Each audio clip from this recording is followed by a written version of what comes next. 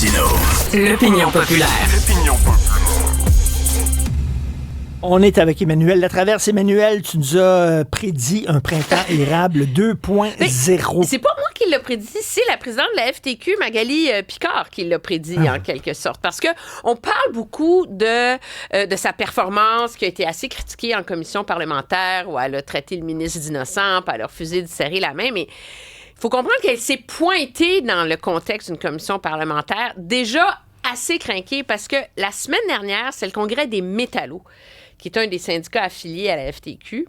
Et donc, dans un discours aux métallos, elle a mené la charge contre les différents projets de loi que les grandes centrales syndicales jugent antisyndicaux, dont la cerise sur le sundae étant le projet de loi 3.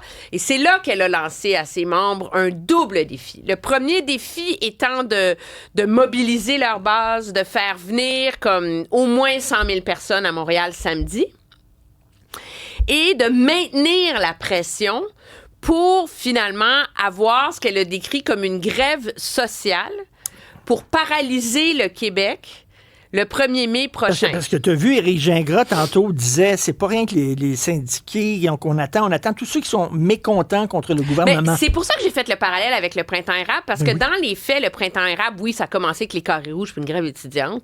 Mais pourquoi est-ce que ça a tellement levé puis ça a pris une telle ampleur? C'est parce que c'est devenu l'exutoire de tous les reproches et du ras-le-bol généralisé contre le gouvernement Charest. Là. Tu te rappelles les casseroles, là? Ben oui, puis tu te souviens la jeune fille qui tenait une pancarte, puis c'est écrit « fuck tout ».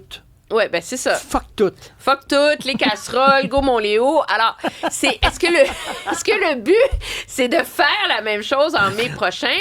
C'est clairement vers ça que veut en tout cas se diriger la FTQ. Je ferai pas un procès aux autres centrales syndicales parce que eux, ils voient aller la FTQ puis ils disent wow là, parce qu'à pousser trop fort, tu mines la crédibilité de ton argumentaire. Puis c'est un peu l'espèce de situation dans laquelle se retrouvent les centrales syndicales en ce moment. Parce qu'ils ont tellement eu les baguettes en l'air vite, à crier antidémocratie, qu'il y a comme un préjugé défavorable à leur discours, alors que ceux qui ont un discours posé, minutieux, réfléchi en commission parlementaire. Encore aujourd'hui, j'écoutais la FAE, tu sais, qui est quand même pas... c'est ceux qui contestent la loi 21, qui n'ont pas de fonds de grève, puis qui avaient des votes de grève à 2 h du matin. Mais Mme Hubert, elle est hyper structurée, puis elle soulève des enjeux absolument, tu peux être d'accord ou pas, mais des enjeux vraiment légitimes dans la façon de mettre en œuvre cette loi-là. Donc, les autres centrales syndicales, ils voient aller la FTQ en ce moment, puis c'est un peu comme, c'est parce que peut-être pas notre cause, là, tu sais. Et c'est un peu l'espèce de problème, de défi dans lequel on se retrouve. Pendant ce temps, le gouvernement est mort de rire, parce qu'en attendant, c'est plus facile de mener cette réforme-là dans un contexte très polarisé où on parle pas des nuances. Et de faire porter le chapeau aux gros méchants syndicats, tu sais. Mais c'est sûr qu'il y a un choc de titans qui se dessine autour de ça, surtout si des grosses centrales syndicales comme la FTQ réussissent à mener la charge jusqu'au 1er mai prochain, là. Mais, tu sais, que les enseignantes soient en grève, que les infirmières soient en grève, les gens comprennent ça. Mais là, être en grève pour un projet de loi sur la transparence, pis ça, tu sais, s'ils commencent à paralyser le Québec, pas sûr que monsieur et madame tout le monde va, tu sais... Moi, je pense que c'est la faiblesse de leur argumentaire. C'est que je ne remets pas en cause la sincérité de quelqu'un comme monsieur Gingras qui a dit non, mais ça appartient aux membres, les gens votent, etc. C'est ça la logique de la démocratie syndicale. Le problème, c'est que c'est quelle proportion des membres qui sont engagés. Puis le problème, c'est l'importante proportion de gens syndiqués qui sont contents que les syndicats négocient leur convention collective, là, on est d'accord. Mais que pour le reste du militantisme, ils disent, bon, c'est qu'ils veulent. Et ces gens-là ne s'identifient pas à leur syndicat.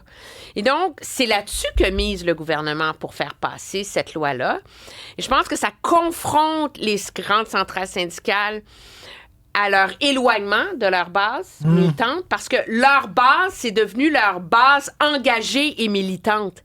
Alors que leur vraie base, ça devrait être l'ensemble de leurs travailleurs. Puis comment tu réussis à réélargir l'attente de ces syndicats-là? Je pense pas que c'est la technique Boulay qui va y arriver, mais c'est sûr que la réforme mise de l'avant, d'après moi, va imposer des réflexions importantes au sein des centrales syndicales. C'est drôle parce que, tu sais, je peux prendre ce que tu as dit, là, puis je mets, au lieu de travailleurs, centrales syndicales, je mets Québec solidaire, puis c'est la même chose. Tu sais, là, au lieu, j'avais pas vu ça comme ça. Au lieu d'agir pour leur base hyper crinquée puis militante, ils devraient agir pour l'ensemble. Oui, mais c'est le même. Oui, puis il y a eu le même problème au Parti québécois aussi à une certaine époque. Mais donc, ça va être intéressant de voir comment est-ce que les centrales syndicales vont être capables de se rabibocher, là? Parce qu'en ce moment, à écouter les gros syndicats qui veulent aller polique la FTQ, parce que c'est quand même un des mastodontes de la gang, mais on n'est pas trop content de comment ça s'est déroulé jusqu'ici. Surtout qu'on entend Mme Picard ce matin traiter le gouvernement d'extrémiste et puis etc.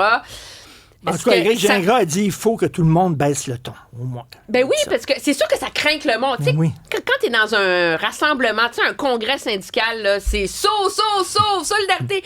Mais ils représentent beaucoup d'autres mondes, ces syndicats-là, puis je pense qu'il y a un risque de les échapper pour un syndicat comme la FTQ, qui est seulement le ton collé au plafond, contrairement à des syndicats comme on a entendu la CSN, la CSQ, la FAE aujourd'hui, qui essaient de profiter de ça pour faire une certaine pédagogie. On lit ton texte vers un printemps érable 2.0. Et mon Dieu, ça me rappelle des mauvais souvenirs pour moi, ça. J'avais la face blanche quand je lisais le titre de ton texte. Alors... C'est pour toi que je l'ai écrit. On se reparle demain. Salut, bye.